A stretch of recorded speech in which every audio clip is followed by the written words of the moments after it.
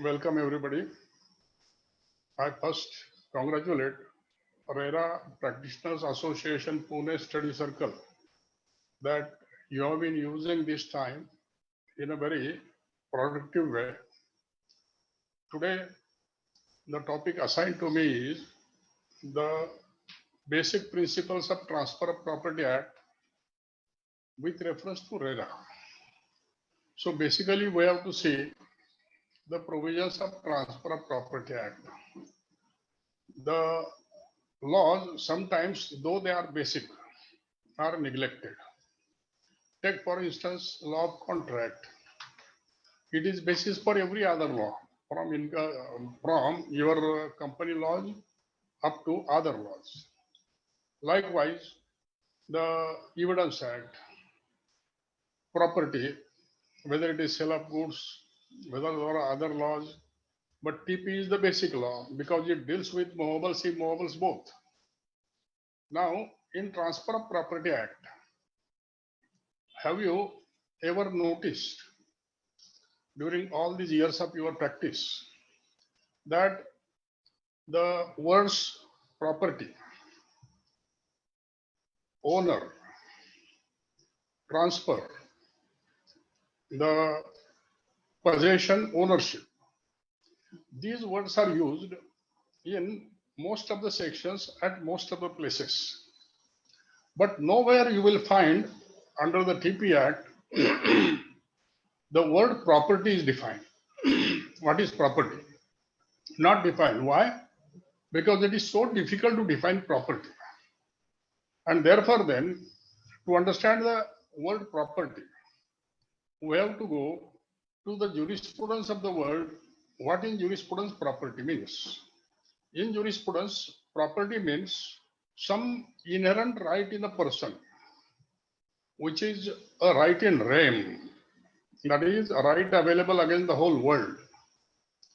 That right may be concerning corporeal things, incorporeal things, tangible things, intangible things, something that I can trade, I can market, I can sell, something that I can see. But there are also some things which I cannot see. Say, trademarks, copyrights, these are valuable properties. But though those can be sold, purchased, but they cannot be seen, they cannot be handled physically. So corporeal, incorporeal, all these properties are there. Some properties are heritable, succession or transfer. Some properties are non-heritable or inheritable. Take for instance, right to reputation. And you must have studied that reputation is considered to be the most valuable property of a person. But if a father were to die, does his reputation pass by inheritance to his son or yes? No, it is not heritable. It is not transferable either. It cannot be transferred. But at the same time, let somebody venture in assaulting your reputation. That is to say, suppose if somebody defames you by publishing some article or making some allegations in a meeting, now you can file a suit and you can recover huge amounts of damages. All these types of rights are property.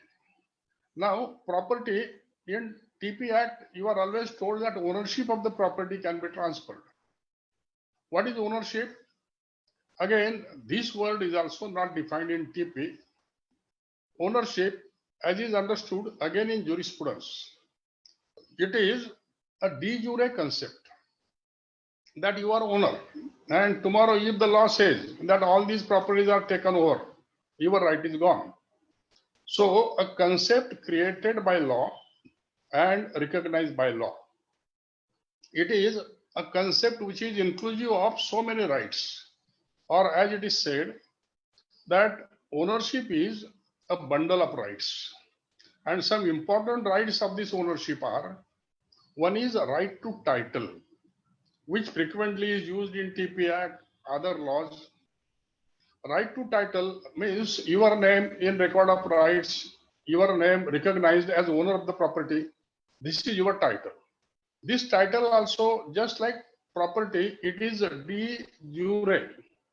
It cannot be shown. It is recognized by law. The second thing, the ownership includes possession. Possession is the physical control over a material object. Third thing is right to usufruct, enjoy the property. Fourth thing is right to dispose of the property, alienation. So right to alienate, right to enjoy usufruct, right to possess, and right to title.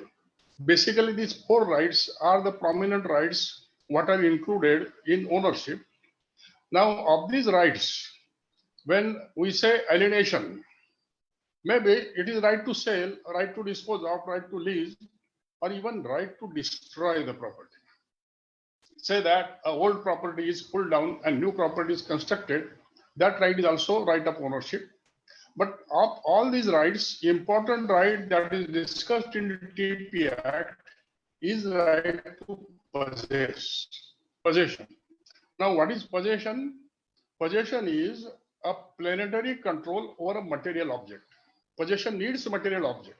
Ownership does not. Ownership can be abstract also. You can have ownership of, say, patents, copyrights, but you cannot have possession of copyrights or patents. You can have possession only of material things.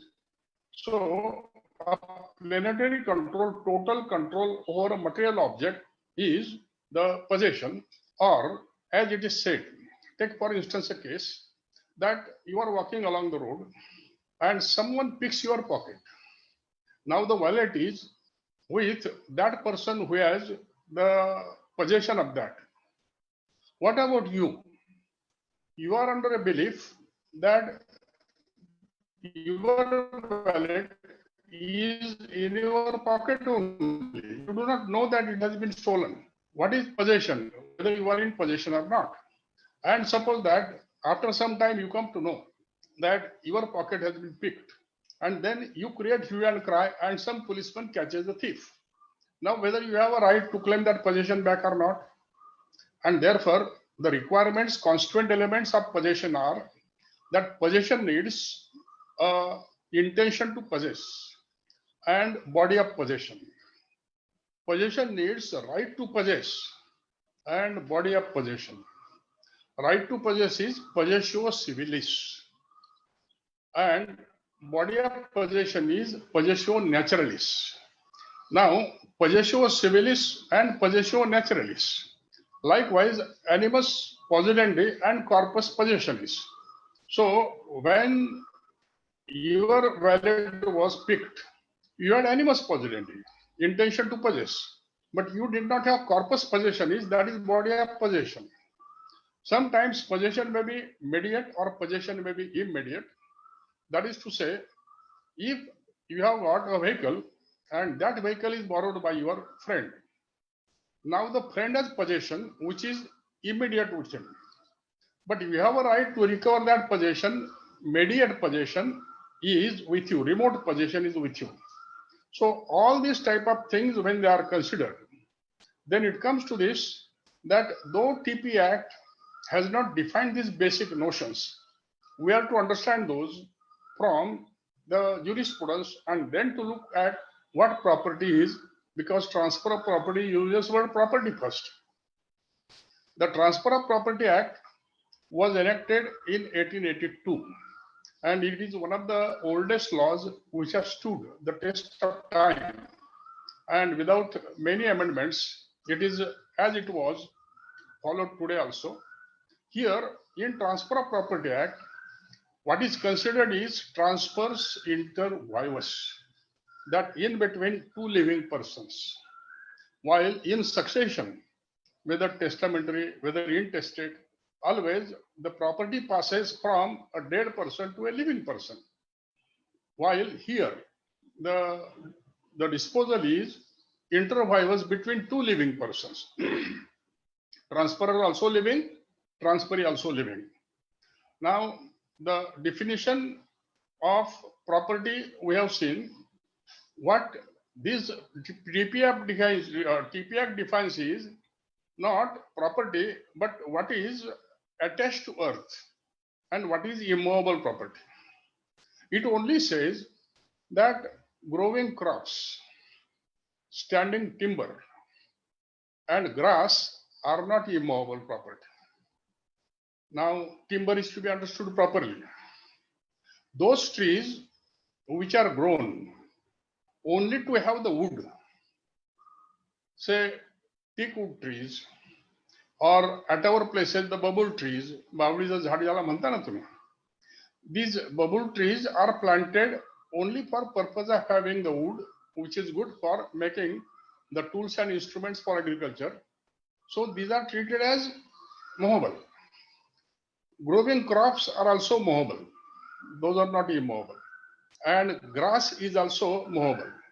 So when you make a sale or transfer of these, that is not considered transfer of immovable property.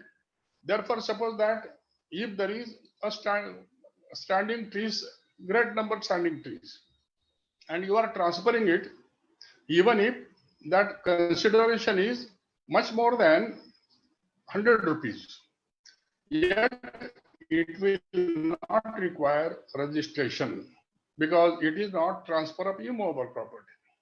The other definition given by TP Act is that attached to earth. Attached to earth means, as it is said, that all those properties, or let's put it this way, that immovable property definition is to be found. Definition says immobile property means land and things attached to earth. Now, things attached to earth are those things which are along with land embedded in the earth, like walls, houses, where embedding is done. पाया घालणे ज्याला आपण म्हणतो असं. Secondly, those things which are permanently fastened to that what is so embedded.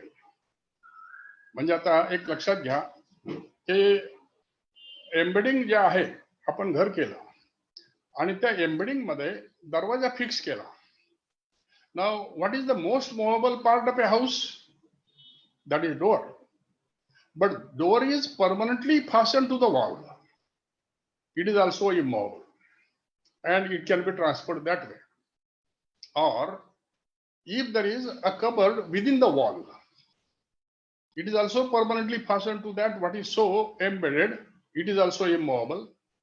But the test is to be seen properly.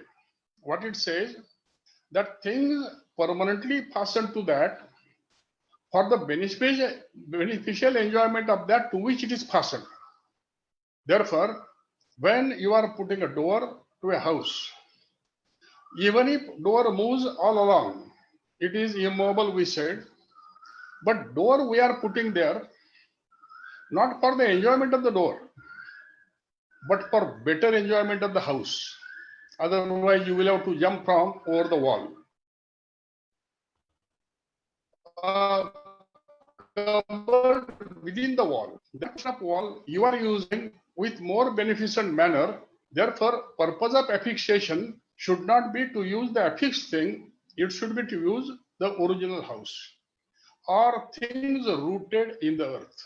That is to say, as it is a case of trees naturally growing, if those are fruit-bearing trees, if those are the trees which are permanently maintained for getting the fruit, such trees, they are also immovable property. So things which are land and things attached to earth as defined by TP Act are things rooted in the earth, things embedded in the earth, and things permanently fastened to that what is so rooted or embedded are also immovable property. The next thing before we go into the definitions of transfer, etc., is that notice. What is notice? That way, a lawyer will always ask a question that why to consider notice? We have been giving notices as lawyers day in and day out. The most frequently given thing is notice. However, what is notice? Notice is knowledge passing from one person to another person. But if suppose that one says that, how do you do? Other says, I'm all right. Does this amount to a notice? May and may not. Notice is a material knowledge. So it is not any straight thing, a material knowledge communicated by one person to another person. It is learned by the other person. Or suppose if she doesn't learn it, but you have done your part, that you send as a lawyer a notice by registered post and the other person addressing, he refuses to accept. The postman puts a remark, refused, and it is sent back to you. When it is sent back, client says he has refused, now what shall be done? You say, don't worry, our purpose is served. How it is served? Notice can be actual or notice can be constructive. Actual notice is when the person learns a thing, and constructive notice is when the person intentionally abstains from learning it, or had he been diligent, he would have learnt it. He is negligent and therefore he didn't notice it, or a imputed notice is there when one has constituted some agent to represent one, and notice has been given to his agent, so that there is a company, they have got a distributor, some product is defective, and then purchaser, wholesaler, he has lodged a complaint with that agent. The notice to agent is imputed to notice to principal. So negligence or abstention or neglect, constructive notice, notice to agent, imputed notice, and actual notice when it is learned by a person. When with such things we proceed, then next very important definition, very many times misunderstood by the registrar's office also, is attestation and execution.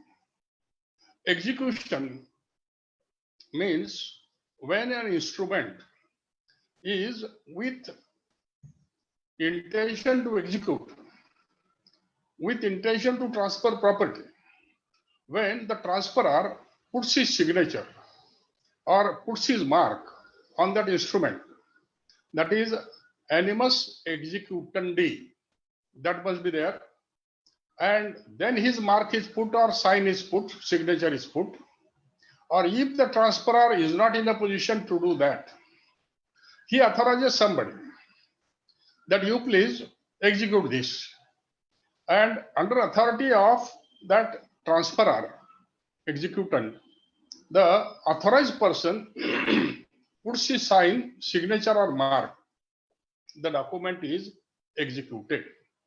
Now every executed document, if it is required to be registered or to be valid in courts, is required to be attested. Now attestation under TP Act is required to be this way. There must be 2 or more witnesses. Witnesses, the term witness itself says, means that he is the person who has seen something. So 2 or more witnesses, they have seen the executant sign the instrument, or the instrument was signed in their presence under authority of the executant by an authorized person, power of attorney, etc. Or when the instrument was executed by the executant or his attorney, authorized person, none of the witnesses were present. But then each of them has received a personal acknowledgement from the executant that he has signed the instrument or his authorized person has signed the instrument. So this acknowledgement is not from authorized person, it is from executant. And each one of them, each one of the witness has signed in presence of the executant. If this is so, the document is attested. One more doubt that may remain is that is it necessary that both the attesting witnesses or all the attesting witnesses should be present simultaneously and they should also sign in presence of each other? Answer is no. That one attesting witness may come, he is given personal acknowledgement by the executant and he signs in presence of executant, he goes, another witness is called, and that other witness, when he comes again, he is given personal acknowledgement by the executant, and under personal acknowledgement in presence of executant, he also signs. When this is so, then execution of attesting witness is proper. That is to say, even if they sign at different times, nothing matter, but they must sign in presence of executant. Now, one very practical problem that had arisen in so many cases, and nowadays it arises more frequently. Suppose that a document is executed, and in registrar's office, as you nowadays know, that when you go there, so much rush, and if you do not have witnesses with you, there you call somebody, find somebody, and that somebody signs for as witness. And subsequently, in that document, some rights are transferred which belong to the witness, the attesting witness. And now attesting witness wants to say that I have not executed the document, I am not bound by those things, what is written in that. Or the legal question that we are asking to ourselves is that whether attesting witness is a witness of execution or witness to the contents also. And the rule of law is he is witness of execution only.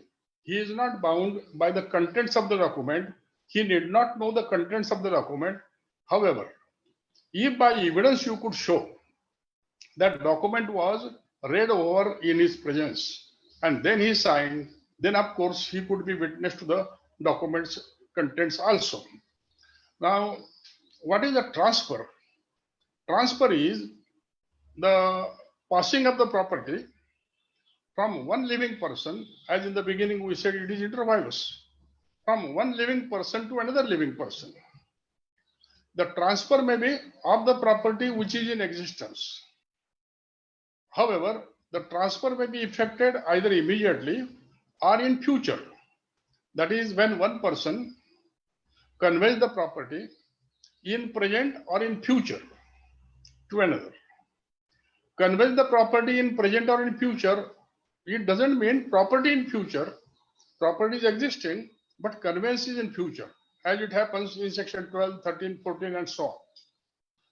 The other party to the conveyance may be another person, individual, or a group of persons, or sometimes a person may transfer a property in presence or in future to another person or to himself and another person. That is to say, if you want to settle a property in trust and you yourself are the first trustee along with others, then you will be transferor in individual capacity.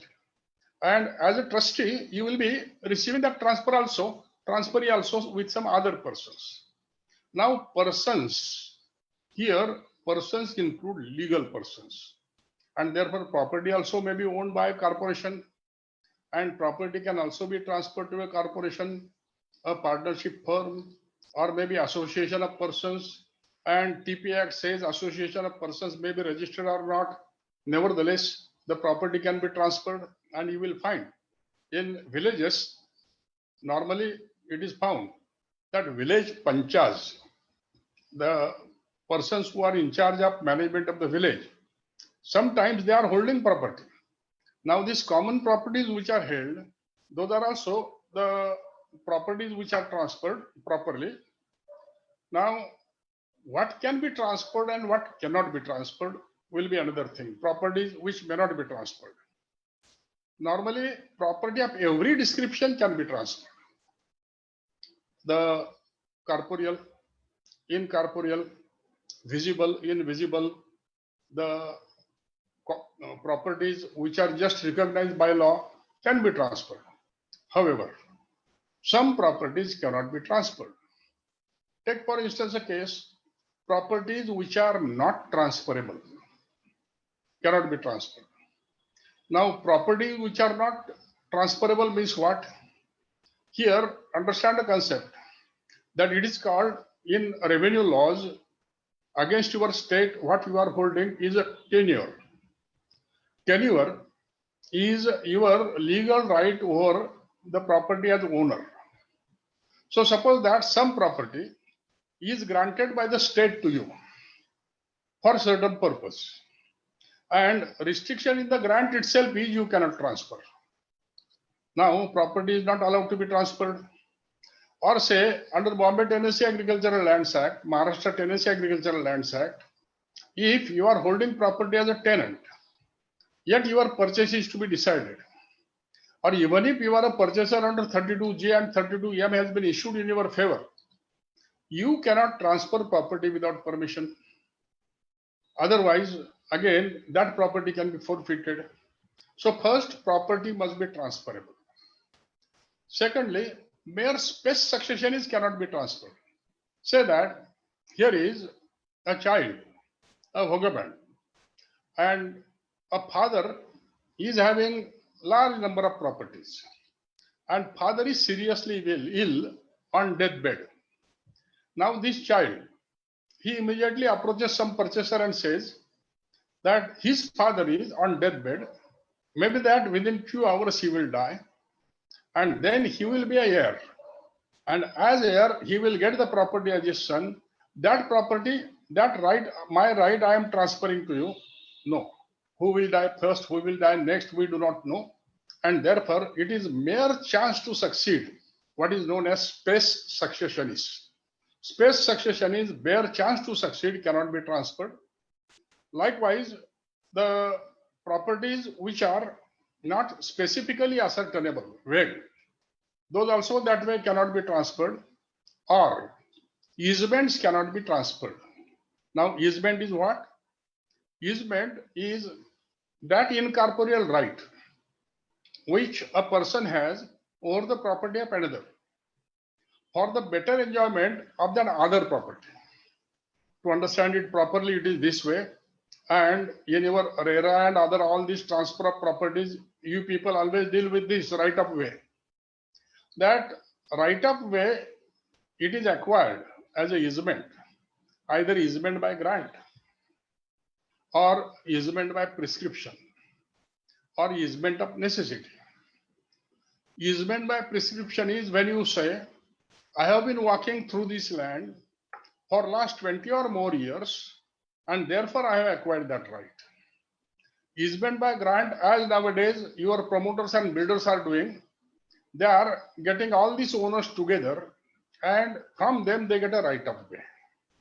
Or easement of necessity. Suppose that you have got a land adjacent to a road, and then you sell half of the land which is away from the road to Z. Now you cannot say through my land you shall not go, because Z does not have access to his land, transferred land. Of necessity, you must give him right of way. This easement you cannot transfer. That is to say, if the easement holder, who is called a dominant owner, and the land on which the easement is there is known as servant owner. If dominant owner transfers easement only, that Mr. Z, I transfer easement to you. So what you get? Only right to pass to and fro. Jat raha mage pude has tula right. This will not do. Because easement is not for the benefit of an individual. त्याची तब्येत चांगली राहावी, चालता यावं म्हणून easement नाही आहे. Easement is for the beneficial enjoyment of the dominant heritage. The dominant heritage is that to which the road access goes. Easements only cannot be transferred, but suppose that the easement is to be transferred to the dominant owner or servant owner. त्या दोघांच्या मध्ये कुठं असं contract होत असेल की मला आता दुसरा रस्ता आहे, हा राईट ऑफ इजमेंट तुम्ही घेऊन टाका, दिला, तर हे पॉसिबल आहे. So except the owner of the property, it cannot be transferred to anybody else. Likewise, the public offices, say office of a government servant or even the political offices cannot be transferred. Salaries of public offices, stipends, allowances cannot be transferred. The properties which do not allow of transfer. If somebody has got a very good place and he says, I transfer to you the right of view, cannot be transferred. It is not a property capable of being transferred. Or another important thing, that right to sue, to file a suit. Suppose that someone has committed a wrong to you or to your property, and then you want to transfer. You cannot go to the courts, cannot manage all those things in the courts. But there are some court birds who are always experts in that, more expert than some lawyers also. So one such court birds is found out by you, and you transfer your right to file a suit and recover damages to him. That give me so much money, and whatever you gain, that can be there. No. The right to sue is personal, and it must be exercised personally. It cannot be transferred, or a transfer which is unlawful itself. That is, transfer wherein some restrictions are put by earlier owners or by nature of the property. Take for instance a case, those can be so many things in that. Take for a case that if there is in agricultural lands a law which does not permit you to divide the property into smaller pieces, consolidation of holding act जो आहे त्याच्या खाली तुम्हाला तुकडे बंदी केलेली असते, तुकडे पाडता येत नाहीत. If that is so, and you are transferring so small a piece, which under that law the definition says that it is a small piece, it cannot be transferred, then such property cannot be transferred. The transfer cannot be made when consideration itself is illegal or object of transfer is illegal. That a property is transferred with an object that the transferee should commit a murder of this transferor's some enemy. This is not valid. This cannot be transferred. Subject to this, a tenant and lessee, of course, can be put under some restrictions. That a tenant cannot transfer his rights, or a lessee cannot transfer his rights unless the document of tenancy or document of lease permits him to do so, creating subleases and so on. Otherwise, those properties cannot be transferred. Now, in other words, when transfer is to be made, who can transfer? Next question would be, who can transfer the property? Under TP Act, a property can be transferred, and here we are considering both movable and immovable. Property can be transferred by a person who has title to the property, owner, or who has authority to transfer. Maybe that he is a karta of the family, maybe that he is attorney of the owner, authorized person. So authorized person or owner, he must have a right to transfer. Then property must be transferable property. We have just seen some properties cannot be transferred. So what property you are transferring must be a transferable property. Then this is transferred for consideration. That consideration is either a price or a property for property. Because in TP Act, one of the kind of transfer is exchange also. So here every time there need not be the price only. Then there must be property transferred in such pieces which are permitted. So it is not necessary that every number or every identified number under the record of rights must be transferred. So suppose that a owner says, of my 10 acres, I transfer 5 acres. And this division is allowed by law. He can transfer whole of the property, he can transfer part of the property, that is allowed. And once this transfer is made, when from the transfer will operate? Here we are considering one very important doctrine of vesting. Law favors vesting. There cannot be a bona vacantia. Bona vacantia means property. Bona is object, thing. Bona vacantia is a property without an owner. That can never happen. The property must have owner. And therefore, normally, the moment the instrument is executed, the transfer is there, transfer is operative, title has passed from the transferor to the transferee. किंवा तुमच्या माझ्या सोयीसाठी आपण असं ध्यानात ठेवावं की रजिस्ट्रारच्या ऑफिसमध्ये तुम्ही बसलाय आणि त्या ट्रान्सफररनं त्याची सही कंप्लीट केली तर पेन उचलण्याच्या अगोदर त्याचं टायटल ट्रान्सफरीकडे गेलेलं असतं. That is wasting immediate. The vesting may be immediate or sometimes vesting can be even postponed. How and when we shall see at proper time. However, when transfers are to be made, sometimes certain eventualities are there or formalities are there. Suppose that movable property is to be transferred. It can be only oral contract, payment of consideration and delivery of possession.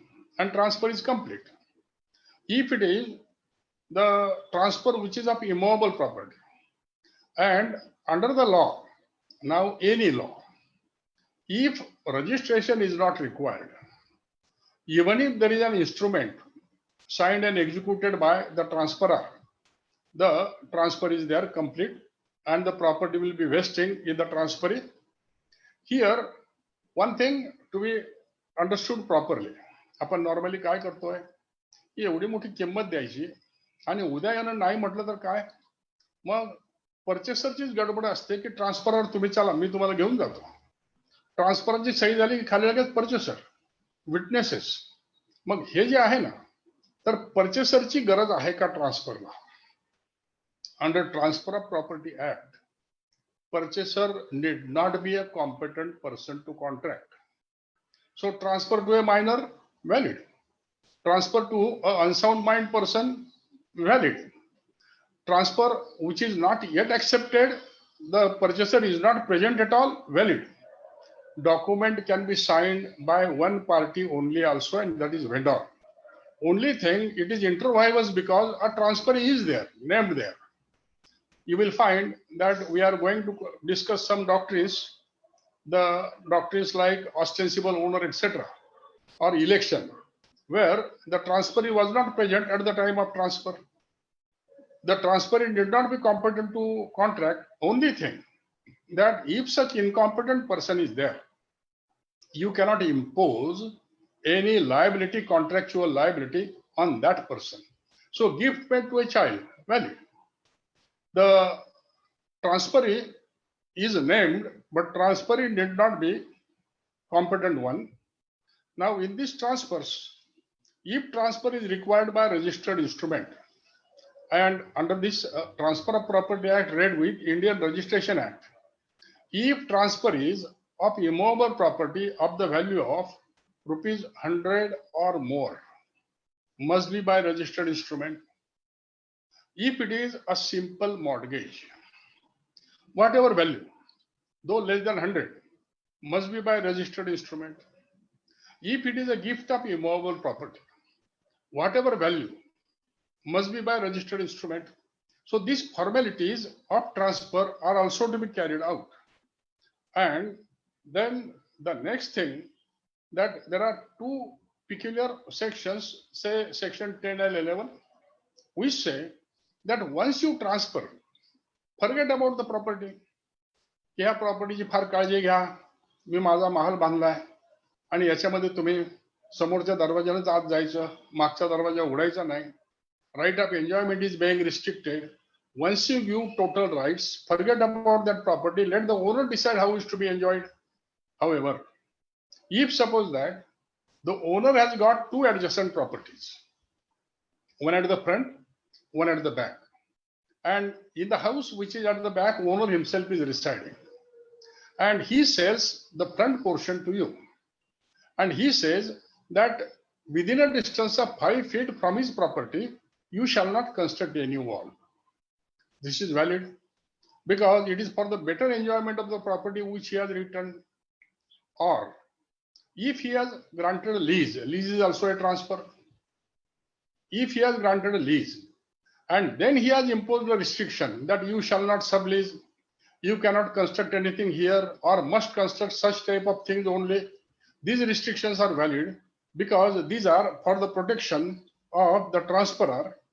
Or if it is a transfer which is repugnant to the interest created, that interest is absolute interest, and therein you are putting some restrictions on the enjoyment, these will also not be proper ones or valid ones.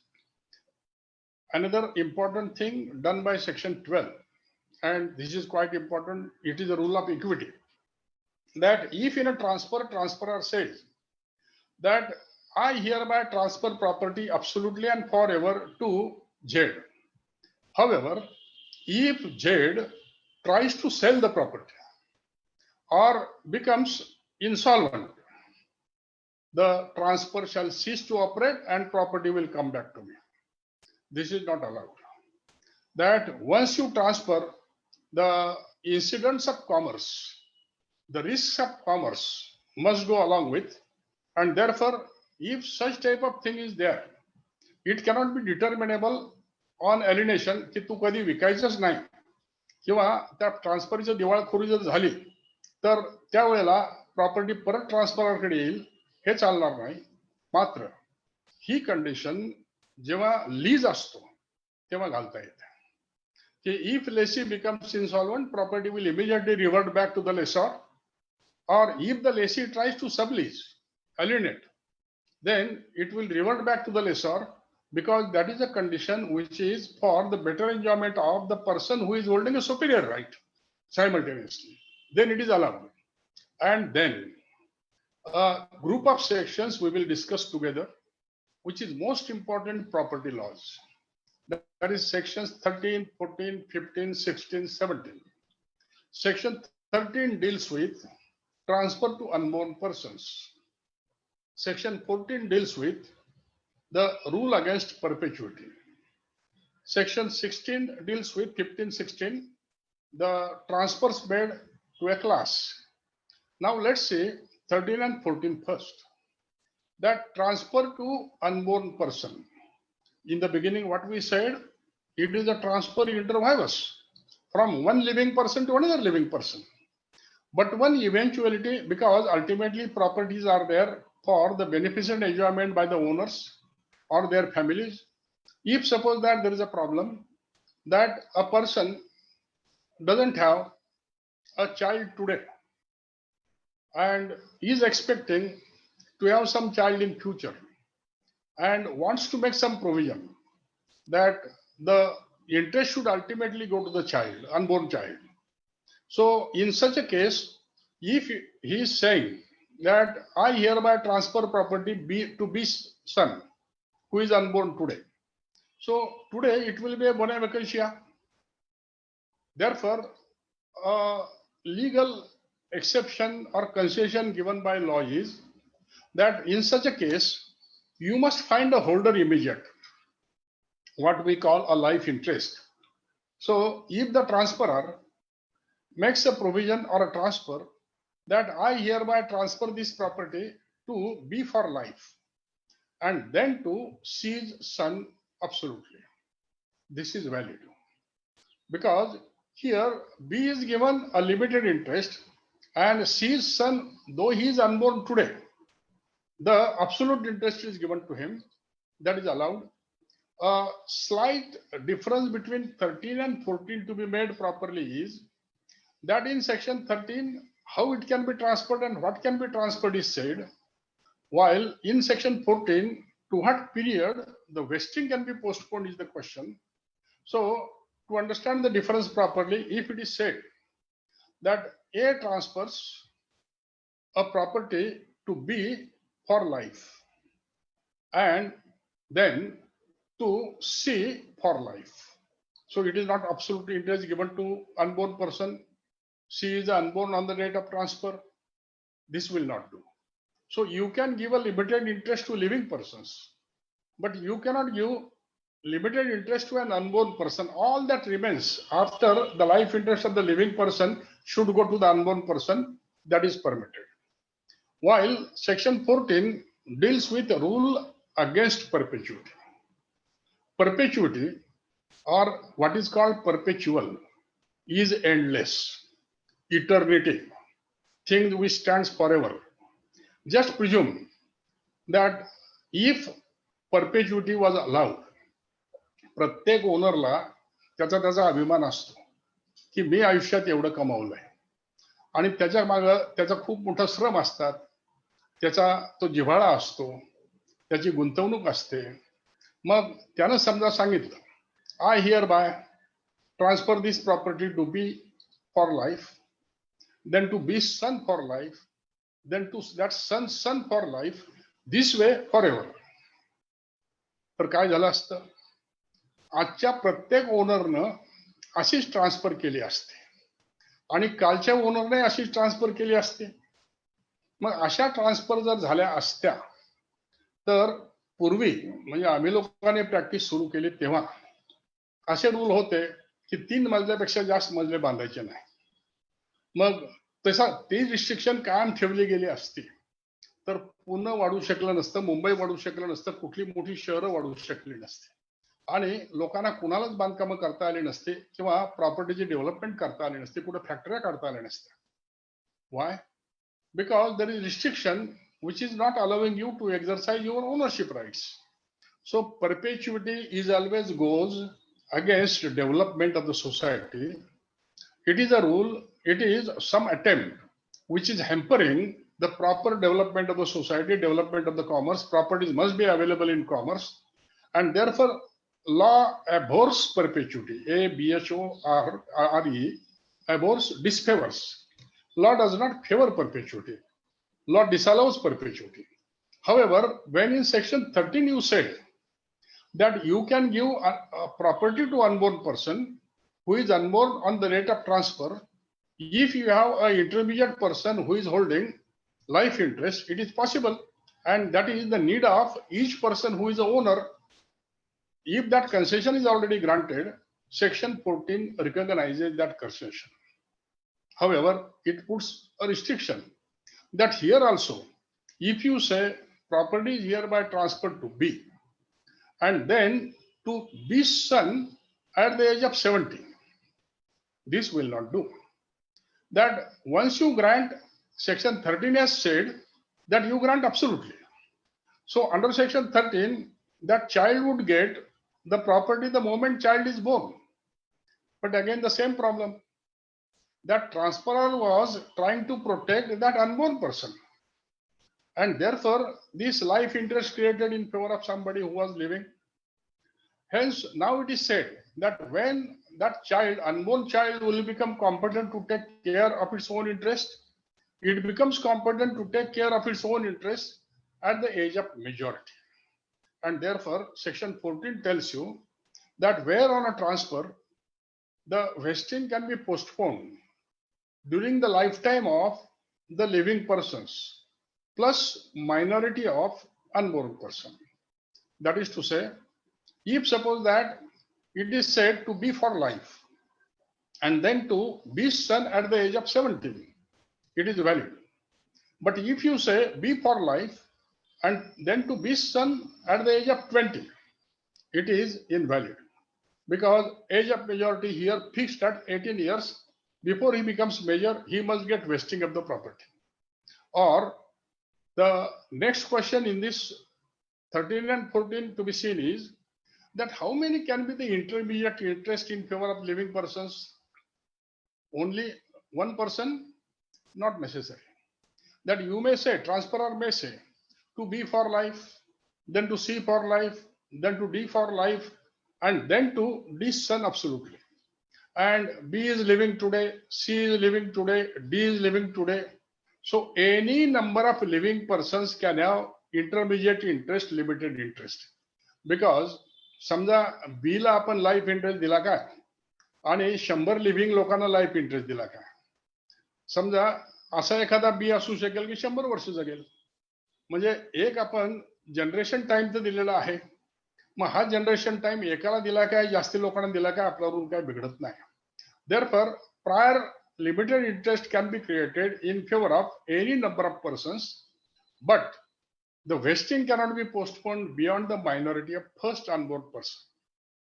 The minority is the rule which is fixed at 18 years again. If this is allowed, if this is permitted, then the next question will be when the property will vest in the minor. And here see the rule that if it is said to B for life, C for life, D for life, and then D's son at the age of majority. The moment D dies, that last intermediate interest terminates. At that moment, property is vesting in that unborn child, because that unborn child must come into existence before the intermediate interest terminates.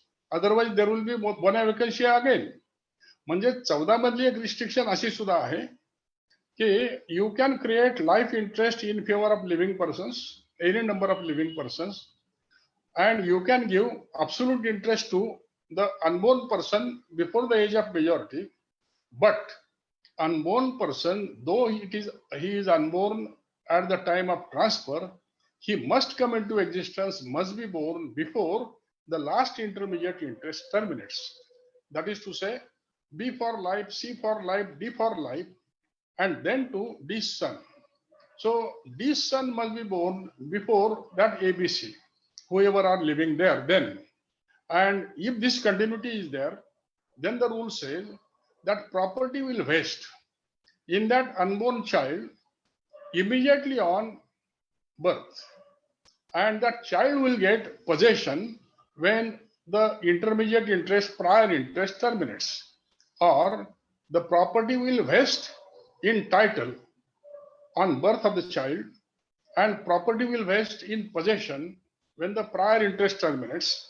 Now, when we have seen this 1314, that is transfers for the benefit of unborn person, here unborn persons may be specified by names, or sometimes, as in families it happens, may be specified by a class. Class means a description which is common for more than one person. Suppose that the transferor says that property is transferred to A for life, B for life, C for life, and then to D's sons or D's daughters. Now these sons or daughters, that is a class. Such type of transfer also can be made. However, to that 1314 will apply. So suppose that if it is said by transferor that to A for life, B for life, C for life, and then to D's sons, and on the date of transfer, these two sons are living, it is valid. If it is said ABC for life, and then to D's sons, when the sons attain 25 years of age, two sons are living today on the date of transfer, condition of 25 years is valid on them. But if suppose that before the prior interest terminates, that she was to get two more sons, in respect of that, those sons, to postpone vesting till the age of 25 is violating section 14, and therefore to them it will fail. So when there is a class, and in the class some persons come under section 13 and 14, some person do not come under section 13 and 14, then the whole transfer will not fail. The transfer will fail only in respect of those who are hit by 13 and 14, unborn persons only. But here is another thing. Transfers can be alternative also. That is to say, a property is transferred to A for life, B for life, and then to sons of C, and son of C or sons of C. If those sons or that son were to die, and the alternative transfer is made to this son, that may do. However, if the prior interest terminates under section 13 or 14, की unborn पर्सनला interest दिला आणि unborn person काही कारणाने घेऊ शकले नाही, जन्मलेच नाही समजा, किंवा त्यांना दिलेला इंटरेस्ट 25व्या वर्षी दिला होता आणि तो अनबोर्न होता, postponement of wasting beyond 18 was not allowed, आणि मग ते व्हॅलिड नाही झालं तर दुसऱ्याला दिली, दुसरा जिवंत जरी असला तरी त्याला ती प्रॉपर्टी जाणार नाही, because that is not allowed by the transfer of property act. While the propositions hereafter, because these were the very basic principles for transfer, while hereafter we will consider certain things in short, because those will be easy for you to understand. Transfers can be conditional also. Conditions may be condition precedent or conditions may be condition subsequent. Precedent to what and subsequent to what? Precedent to vesting and subsequent to vesting. If there is a condition that I hereby transfer property to B at if he does so and so thing, it is a condition. Or property is transferred with such condition that transferor transfers property to a transferee. But if transferee does or does not do this, he will lose the property and property will come back, revert back to the transferor. That is to say, sometimes a condition, and condition is what? Condition is some future uncertain event. Uncertain event means an event which may happen or which may not happen. A condition which must be fulfilled before property can be claimed, vesting can be claimed, is called condition precedent, Precedent. And a condition, if it is violated, the property will be lost. That is called a condition subsequent. That comes after vesting. The policy of law is, law prefers vesting, law favors vesting, that vesting should not be easily disturbed, and therefore condition precedent is liberally construed and can be performed substantially. Suppose that a condition is made this way, that a property is transferred to A if it marries with the consent of B. He marries with consent of B, he gets it. If the property is given to A with a condition that he must murder C, or he must run, and the example is given to you, he must run 100 miles in 1 hour. Condition is impossible, condition is illegal. Then even if he tries to fulfill that condition, commits the murder, he doesn't get the property. So a condition precedent must be legal, must not be impossible, and must be performed substantially. Now substantially means, suppose that a condition is made that property should go to B if he marries with the consent of X, Y, Z. Now, in due course, Z dies. And after Z's death, B marries with consent of X and Y. इथे ट्रान्सफरचा purpose काय होता? एवढंच की ह्या पोरानं अगदीच हे 3 याचे जे मित्र किंवा जवळचे नातेवाईक आहेत काळजी घेणारे, त्यांच्या सल्ल्यानं लग्न करावं. आता त्यातला एक झेड गेला, यानं बाकीच्या दोघांची कन्सेंट घेतली, sufficient, it is substantially fulfilled. Condition precedent can be fulfilled substantially. दुसरी कंडिशन आपण बघितली, condition subsequent. Condition precedent is vestitive. That is to say, vesting is not there with the transferee unless the condition is fulfilled. While condition subsequent is a divestitive condition. That is to say, today vesting is given, but condition imposed is that if something future uncertain event happens or does not happen, the transfer will become invalid, terminate, and will revert back to the transferor or his heirs. Such condition is divestitive condition, a condition subsequent. So if it is said property is transferred to B, but if B marries against the consent of X, Y, Z, the property will revert back. B marries against the consent of X, Y, Z, property reverts back. The consent is that way fulfilled. However, since we said that law favors vesting, therefore, if there is a condition which is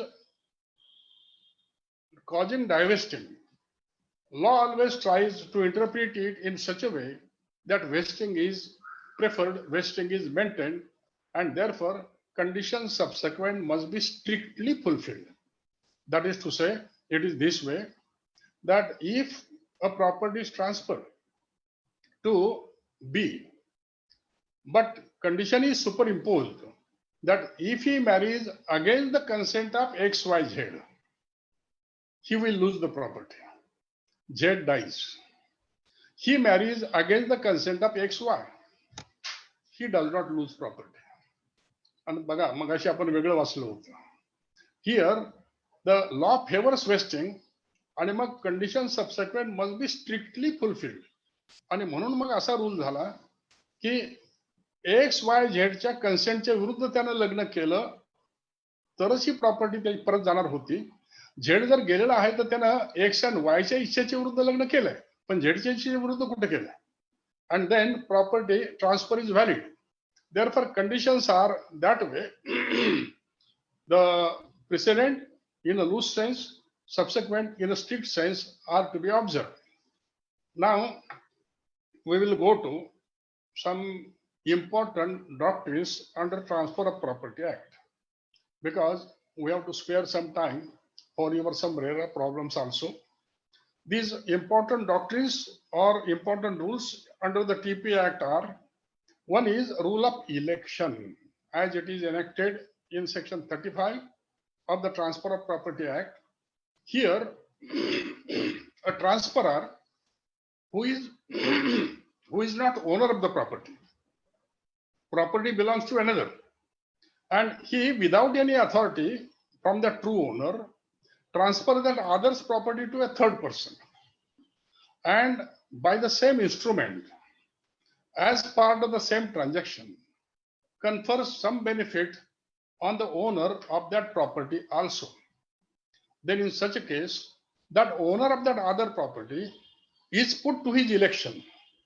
If he accepts the benefit, he must allow his property to pass.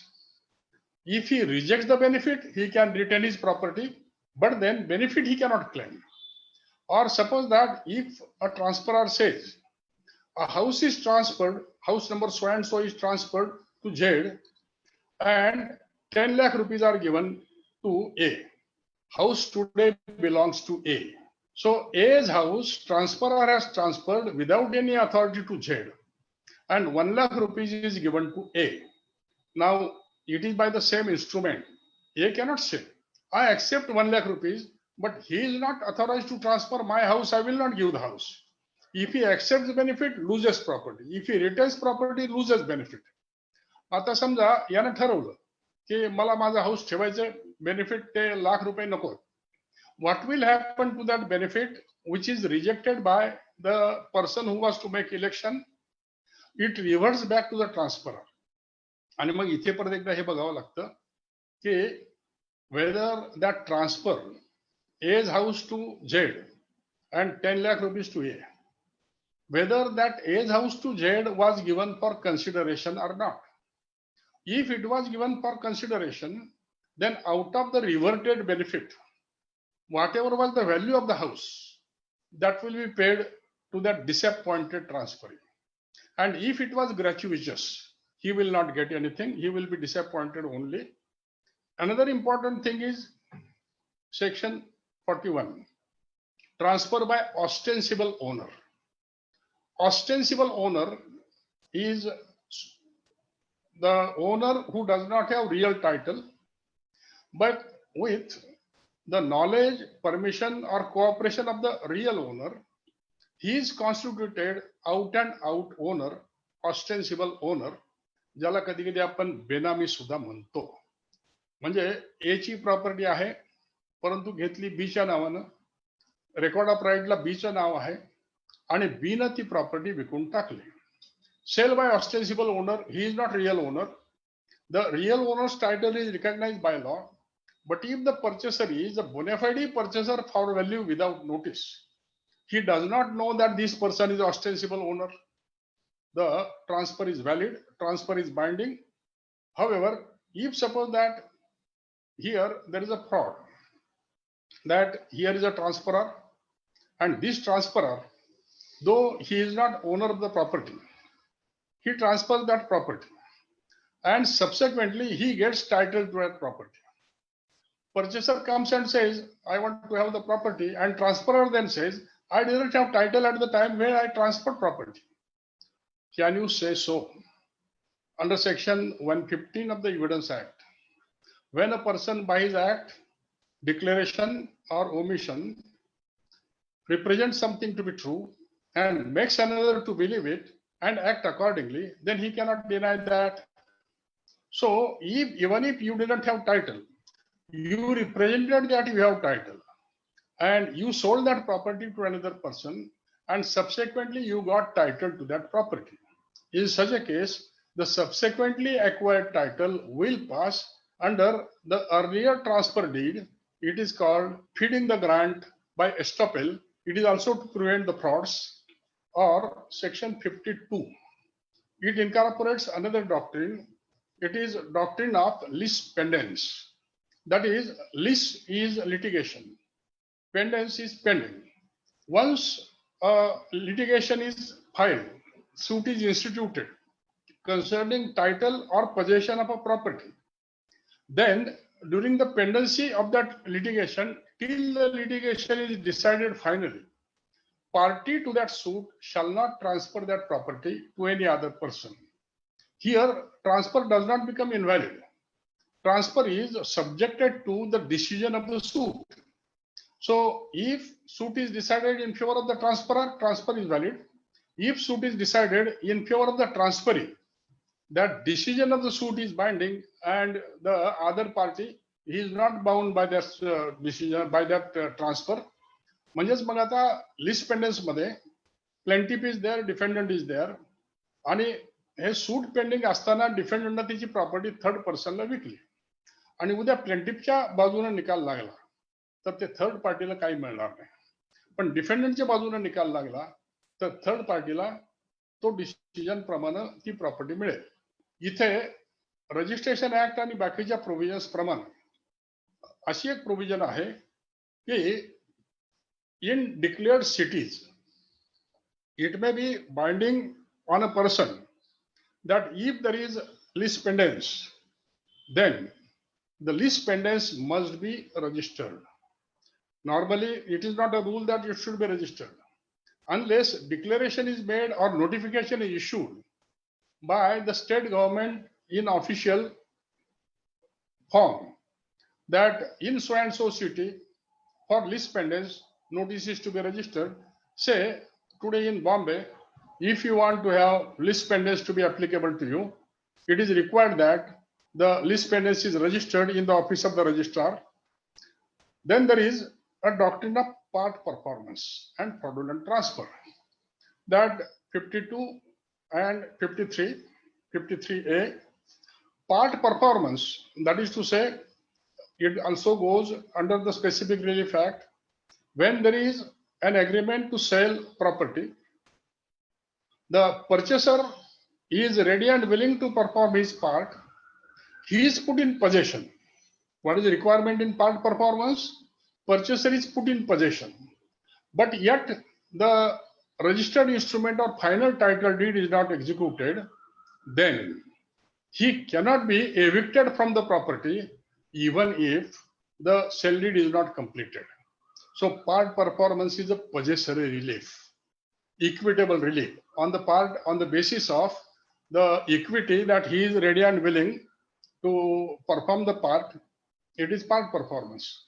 Now these doctrines are basic doctrines under the TP Act, and besides these doctrines, though we are now to consider the time at our disposal, there are under Transfer of Property Act, there can be a sale, there can be a mortgage, there can be a lease, there can be exchange, there can be a gift, or there can be charge. So sale, we have already seen, movable, immovable can be sold. Mortgage, here ownership is not given.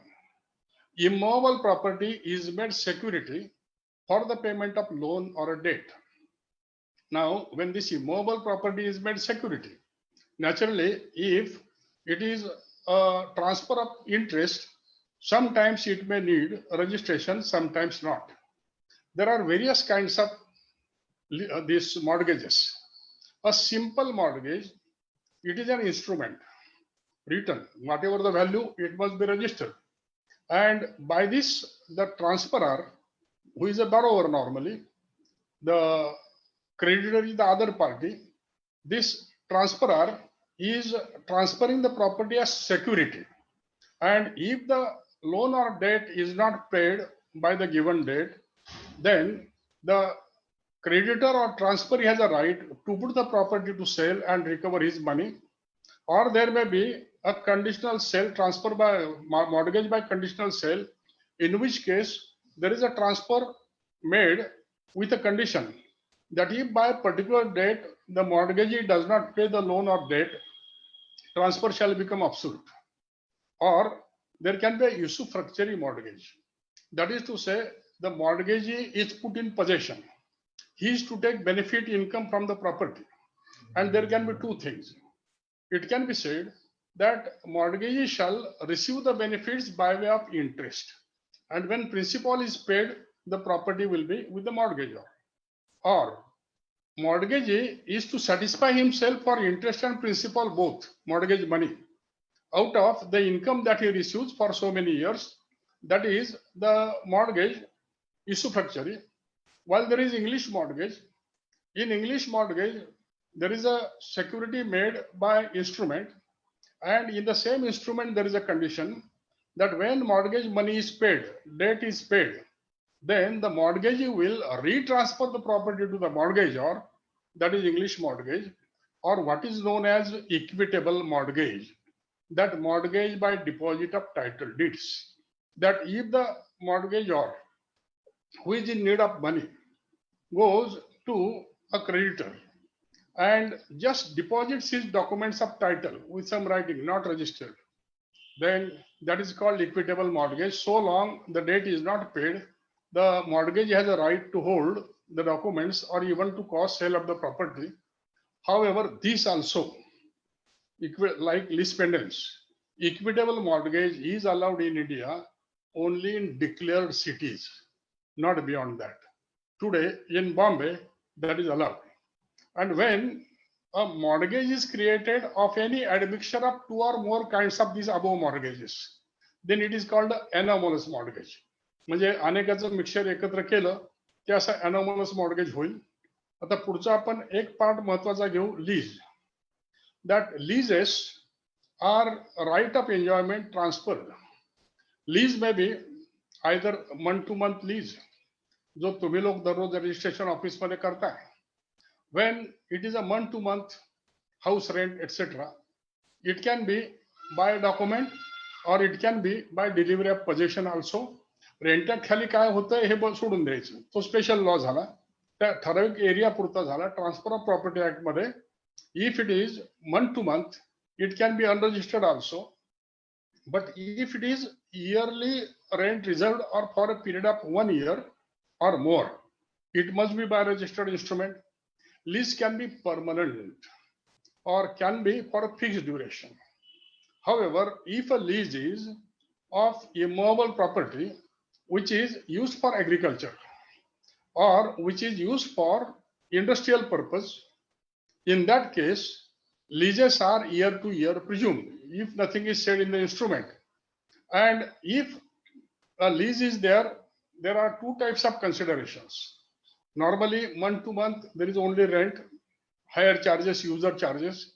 But if lease is for 99 years, then lessor says, first you will have to pay 10 lakh rupees, and then hereafter 1 lakh rupees per year. Here, this 10 lakh rupees is called the premium, one-time consideration. And then rent is accruing from year to year. In case of leases, a lease can be terminated by giving notice. Now, if lease is a yearly lease or more than 1 year, a notice of 6 months terminating with the end of the tenancy or lease shall be given.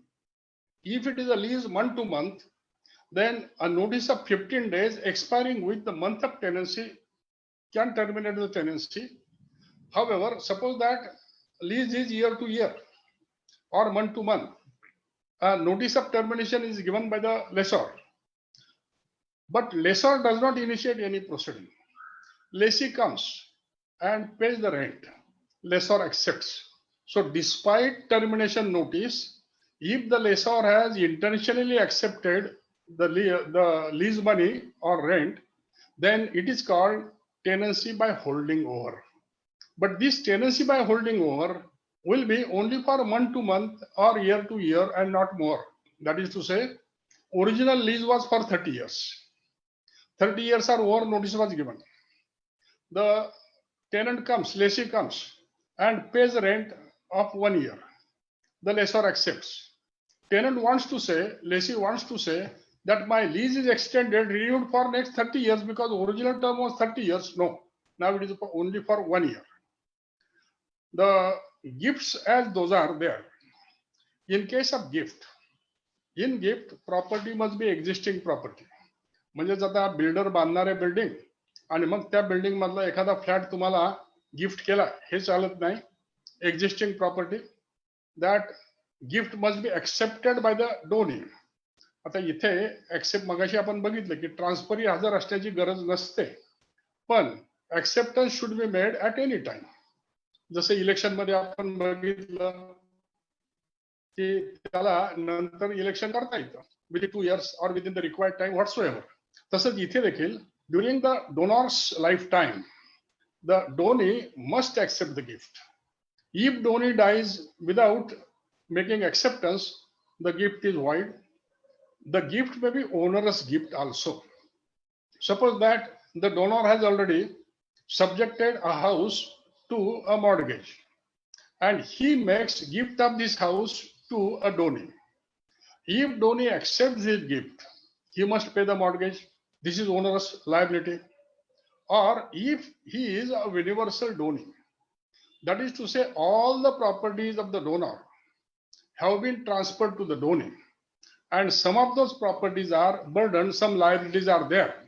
He is liable to pay all the liabilities of the donor because he has got all the properties of the donee.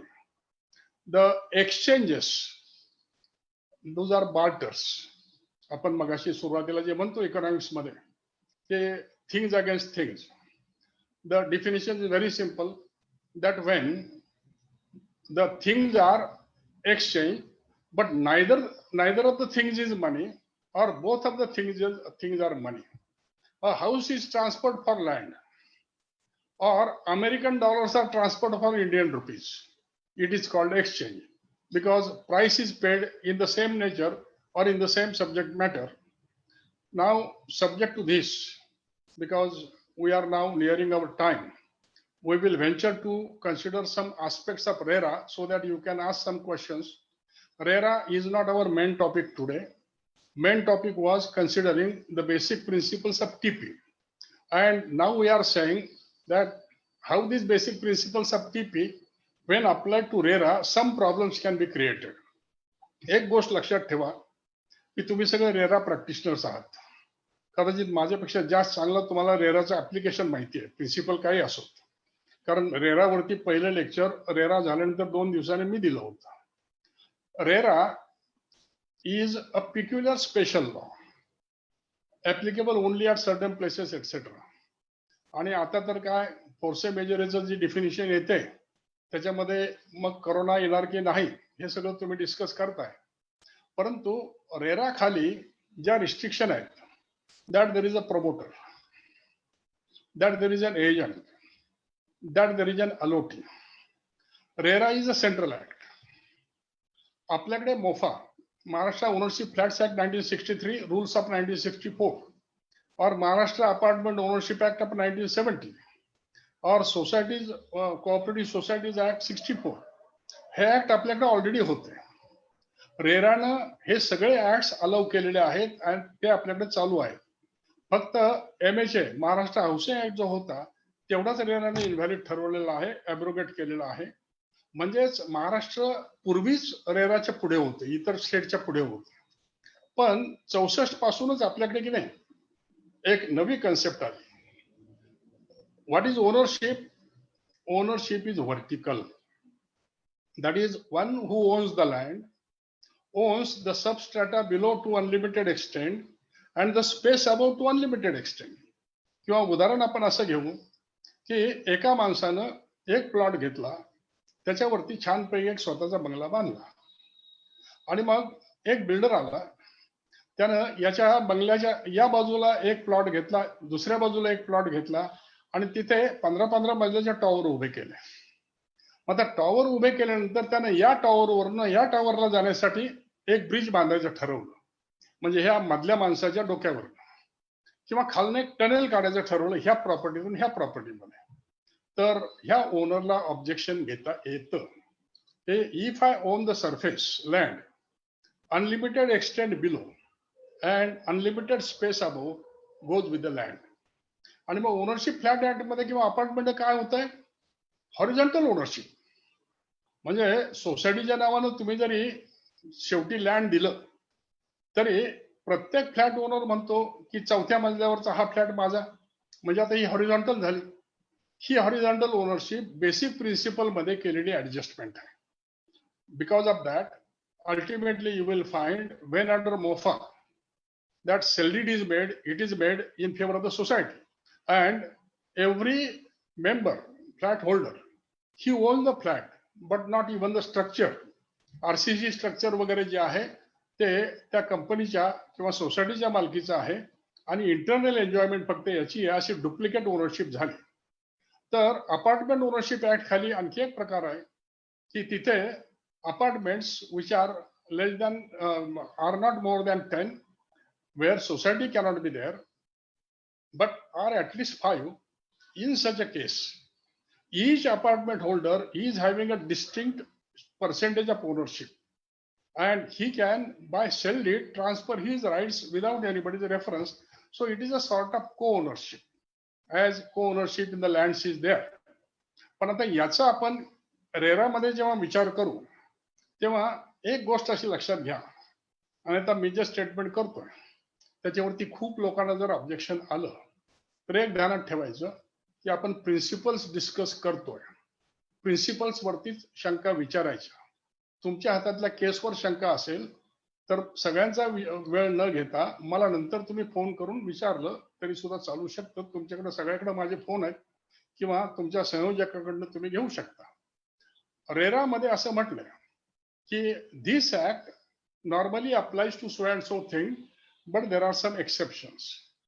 One of the exception is act does not apply if registration is not required under RERA. If the extent of the plot is not more than 500 square meters or number of tenements is not more than 8. आता इथे ह्या exception एक आहे की दोन आहे? दोन आहेत. एक्सेप्शन जेव्हा ऑर असतो की नाही, ऑर इज अ डिसजंक्चर, तेव्हा एक एक पार्ट वेगळा वाचता आला पाहिजे. Therefore registration is not compulsory if the area of the plot is less than 500 square metres. एवढंच वाचून थांबलं तरी चालतं, आपला प्रॉब्लेम तेवढाच. ऑर दुसरं आपण वाचलं की if number of tenements is less than 8 registration is not required. असं वाचलं तरी चाललं पाहिजे, कारण ऑर आहे त्यामुळे हे किंवा हे. आणि इथे नॉर्मली रेरा ऍक्ट खाली काय, आपल्याकडे ट्रान्सफर ऑफ प्रॉपर्टी ऍक्ट असं लागतो, त्याचबरोबर टीपी ऍक्ट सुद्धा लागतो, टाउन प्लॅनिंग, आणि म्हणून करता वेगळे रूल येतात. पण रेरा खाली ह्या उत्तर प्रदेश वगैरे जे प्रॉब्लेम आहेत त्यांनी असं सुद्धा म्हटलंय बघा, तुम्ही वाचताय की even existing building can be subjected or part of the building can be subjected to provisions of RERA. मग आता 8 पेक्षा जास्त टेनामेंट नसतील तर रेरा लागणार नाही. 5000 पेक्षा जास्त एरिया नसेल तर रेरा लागणार नाही.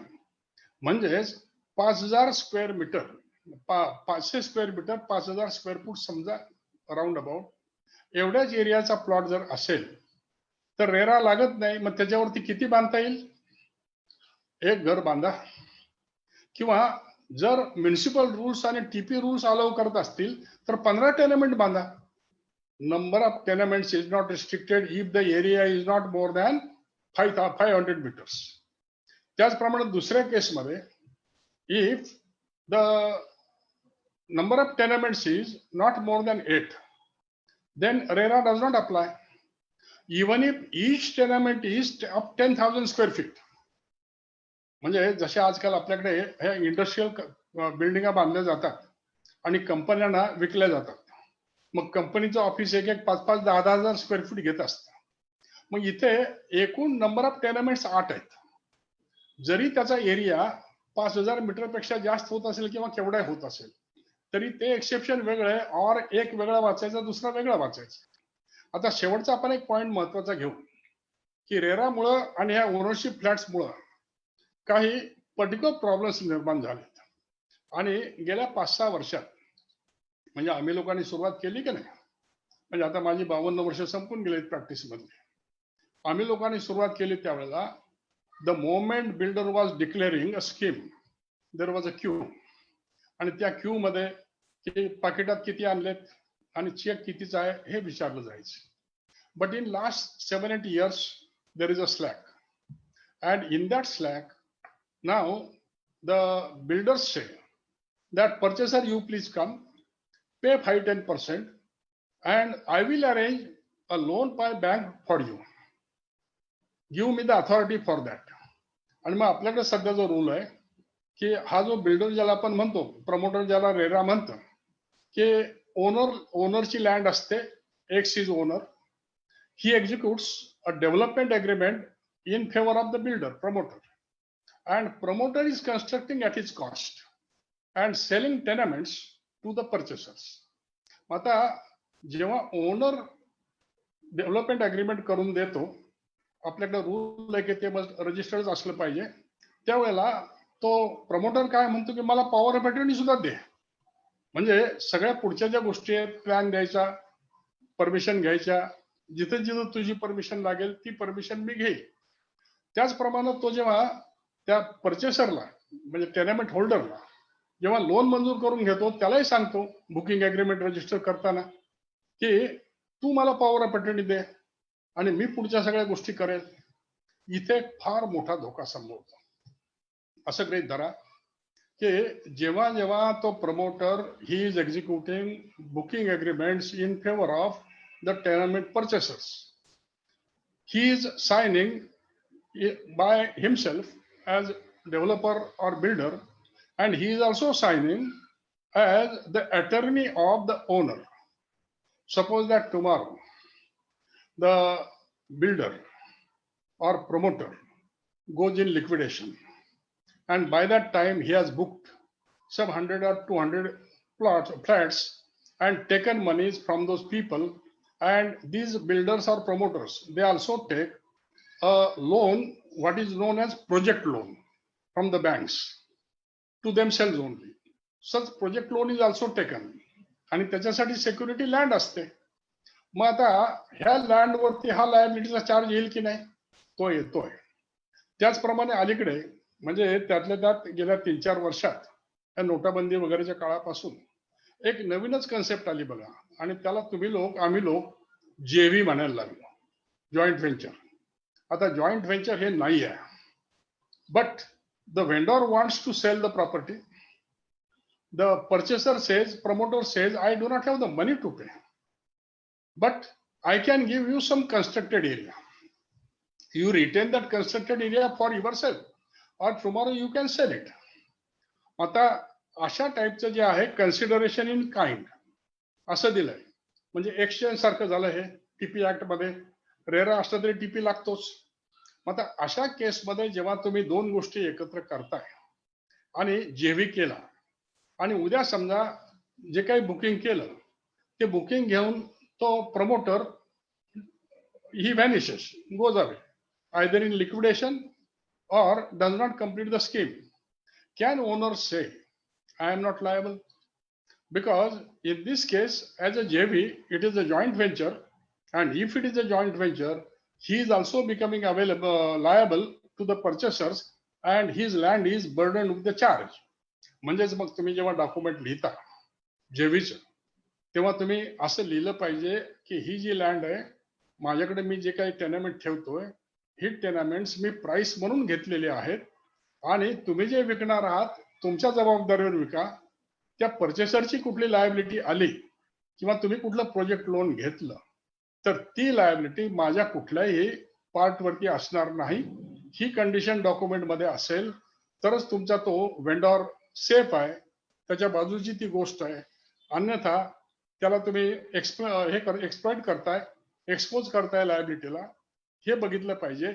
आणि शेवटच्या 2 मिनिटात आपण एक विषय असा घेऊ की आजकाल मी असं बघतोय, एखादा मोठा प्लॉट असतो 4-5 एकराचा, त्या प्लॉटचे छोटे प्लॉट करायचे असतील तर त्या प्रमोटरला लेआउट करावा लागतो ऍज पर म्युनिसिपल रूल्स और town planning rules, MRTP rules.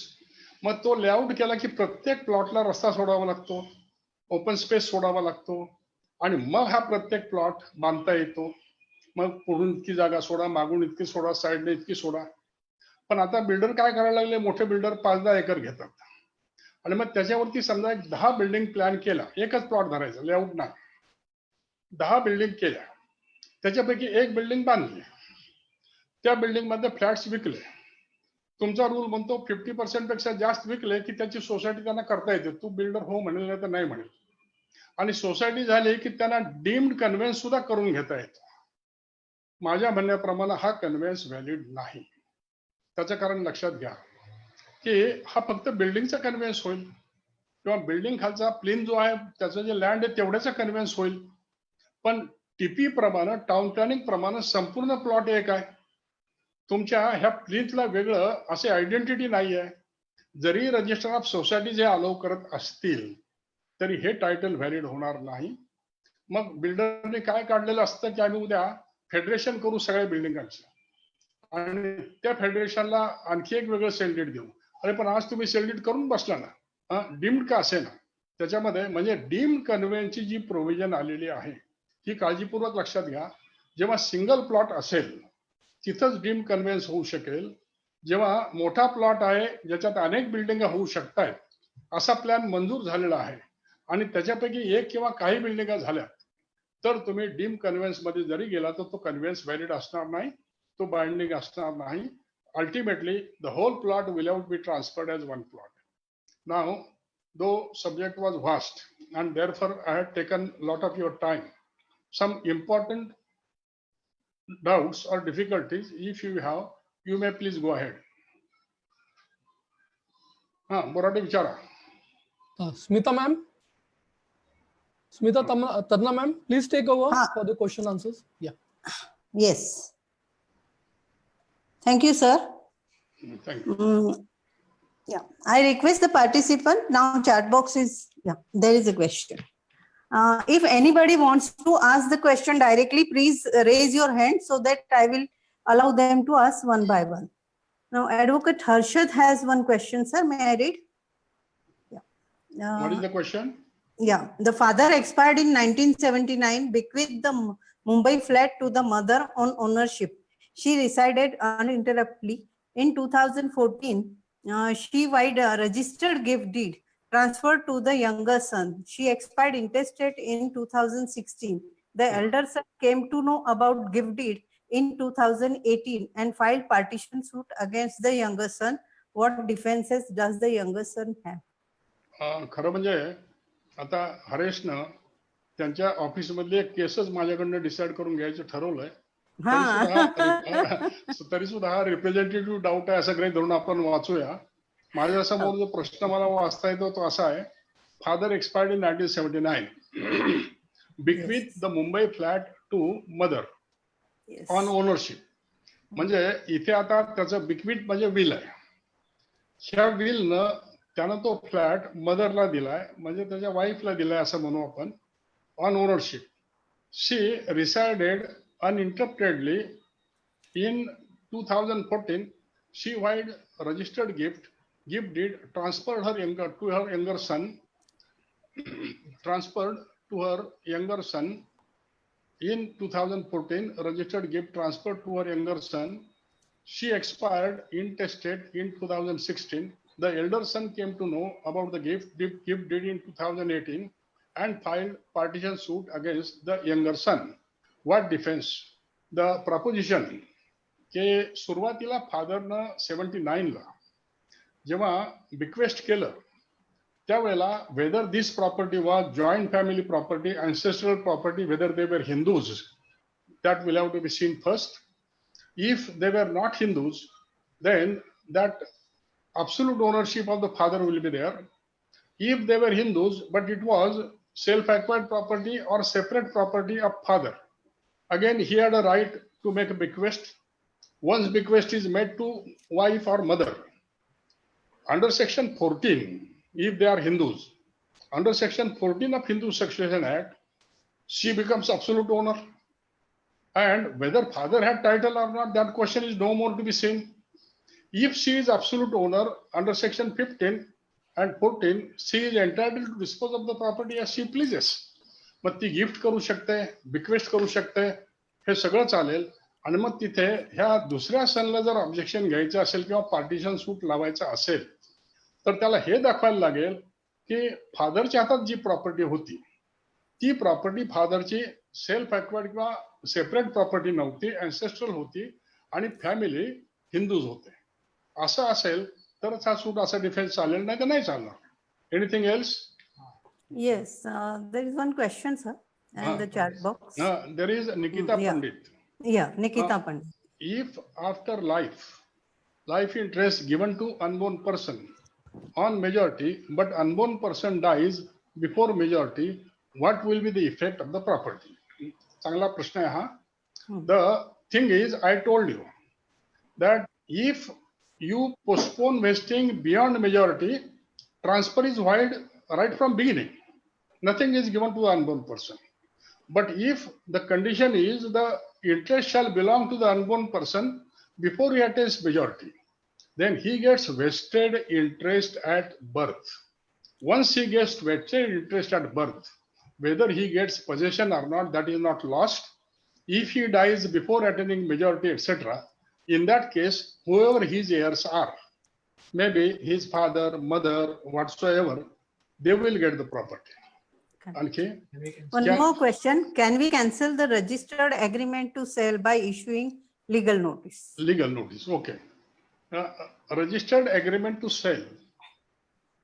किंवा तुम्हाला एक चांगलं उदाहरण देता येईल की तुमच्यापैकी पुष्कळांना असं माहिती असेल की रूल ऑफ लॉ असा आहे की सेल एग्रीमेंट्स और even sale deeds mere registration does not give any additional validity. It is only admissibility in evidence. So it is a formality. It is not essential validity of a document. Therefore, agreement is agreement.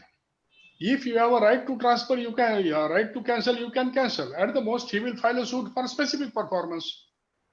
पुढचा प्रश्न आहे sir एक mister Nilesh गर्डेंना स्वतः विचारायचंय. So we'll allow him to. One Mr. Nilesh Garde, yeah, he wants to ask, so I will allow him to. Yes, sir. नमस्कार.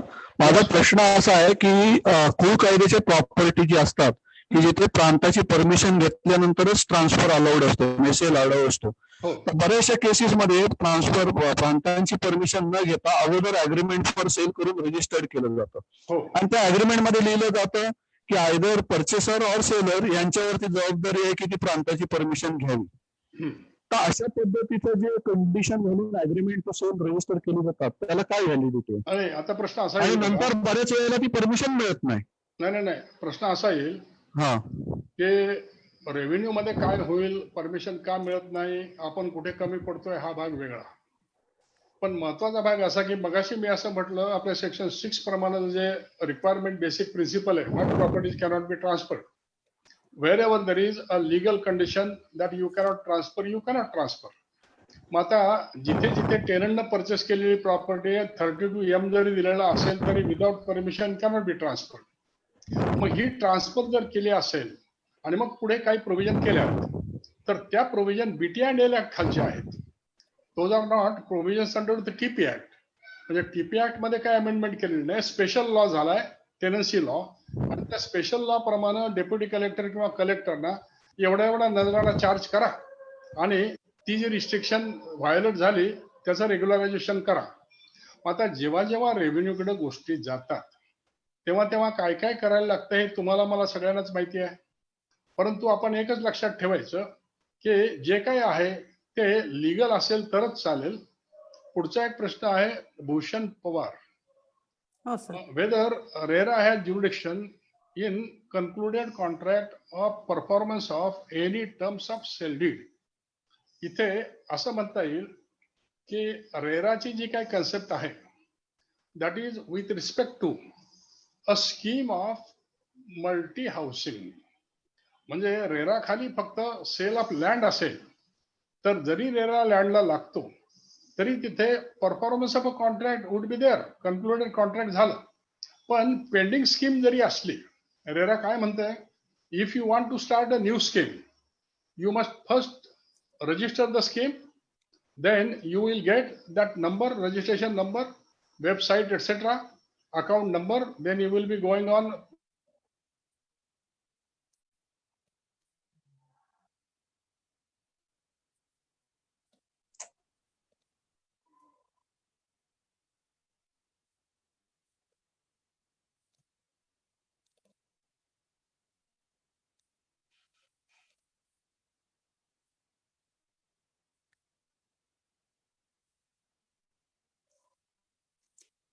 Sir, your voice is not audible.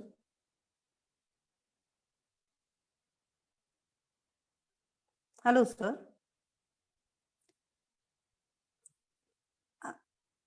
Other participant, don't unmute yourselves.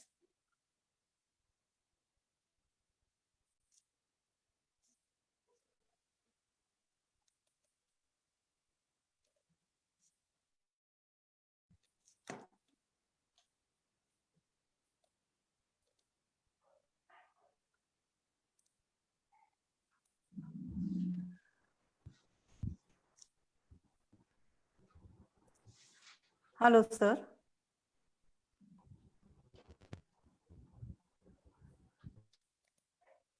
Hello.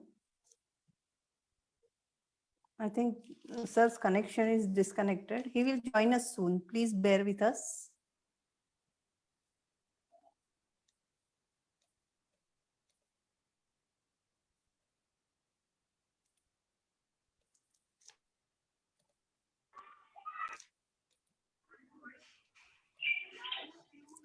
Please don't unmute yourself.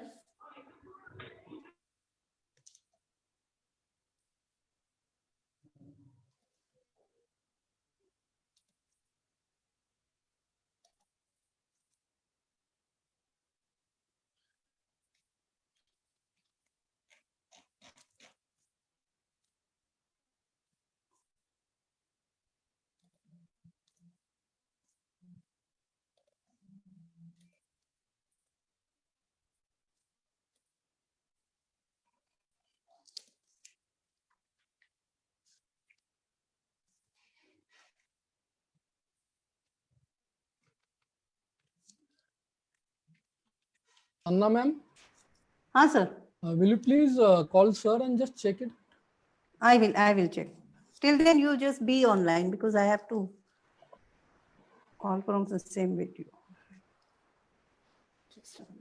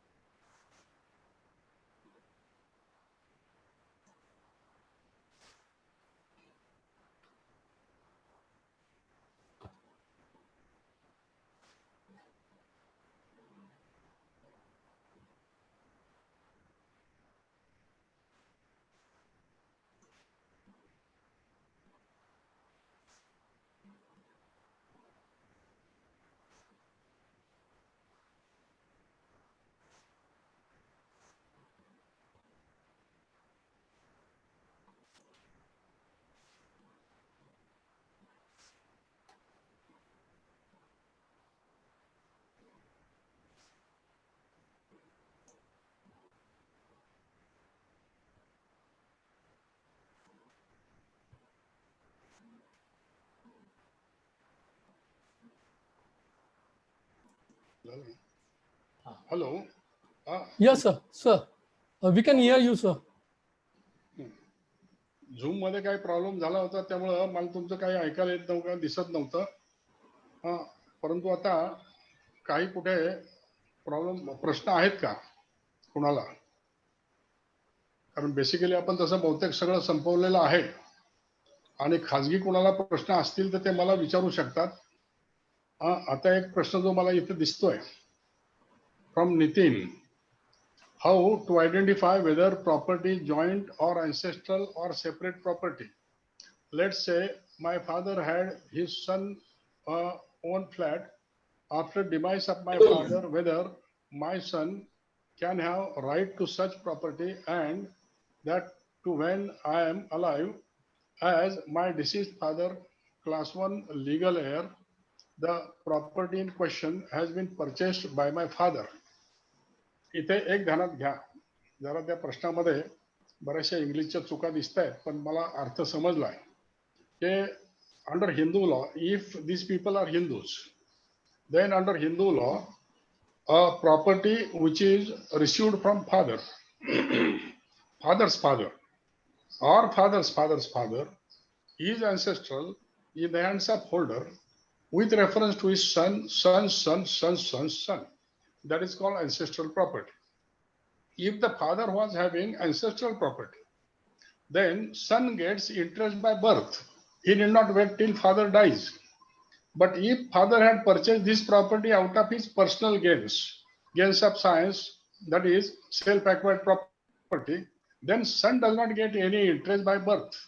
Father can do anything he pleases. पुढचा एक आहे Sumedh Sawant. If registration compulsory under RERA, if occupation certificate is obtained before the sale to any customer, if registration is not required, what about performance guarantee of 5 years which the builder is bound under RERA? हा प्रश्न खरा म्हणजे RERA ऑथॉरिटीकडे तक्रार करण्याचा आहे. याच्या खाली कुणाचाही title कुठेही डिफीट होणार नाही, because under RERA the concept of agreement, booking agreement, that is regulated by Transfer of Property Act and the Indian Contract Act only for your builder, that is to say the promoter and allotee. Between them these rights are concerned. पुढचा एक प्रश्न आहे Bharat Mehta. Whether on the basis of terms of allotment allotment letter, can a builder be sued under RERA to get possession from the builder as per the time limit provided under letter of allotment? इथे letter of allotment हा शब्द तुम्ही जेव्हा वापरताय, it means that already there was an agreement, booking agreement, what we call, which is required to be registered. Then when further letter was given to you that so and so flat is allotted to you, in that case this is a formality only because title is created by booking agreement itself. Then there is a question, Bhushan Pawar, whether any remedy to allotee in unregistered project. Now unregistered project RERA खाली जी काही provision आहे, even unfinished projects are to be registered.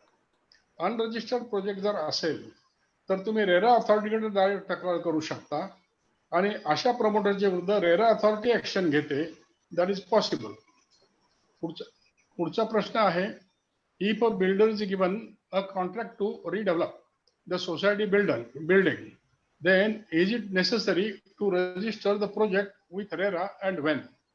If society is owner and society only engages a contractor, in that case the society is getting through contractor constructed its building, there is no question of any RERA. However, if a society is enters into such type of agreement which normally are done, काय म्हणतो आपण की सध्या आमच्या सोसायटीमध्ये 20 member आहेत, आम्ही प्रमोटरला ही जागा देतोय, त्यानं आम्हाला फुकटामध्ये आमची टेनमेंट बांधून द्यावी नवी, आणि बाकीचे जे ऍडिशनल तुम्हाला सध्या FSI किंवा TDR मिळतोय तो वापरून बाकीचे 30, 40, 50 टेनमेंट तुम्हाला मिळतील, तुम्ही विकावेत. असं जर झालं तर रेरा अट्रॅक्ट होईल, because this will not be a contract for construction only, this is the right to develop the property is given to the promoter, and in that case, the promoter is answerable. Okay, so I hope that all the questions of yours are answered, and we had very good time. Thank you very much. So I'll request Sujata Bhave ma'am to please give vote of thanks. Thank you, sir. Good evening, everyone. My name is Advocate Sujata Bhave. Awad sir, I would like to take this opportunity to thank you on behalf of the RERA Study Circle Pune for a very illuminating lecture you gave us today. We appreciate the time that you put into making this lecture so enthralling. Sir, your area of expertise is truly captivating, which made this lecture academically very rewarding. I know this lecture was of personal use to the RERA group, and that other participants were equally inspired. I would also like to take this opportunity to thank the RERA Study Circle headed by our President, Advocate Nilesh Borate, for organization and engagement of this lecture. Thank you, everyone. Thank you very much.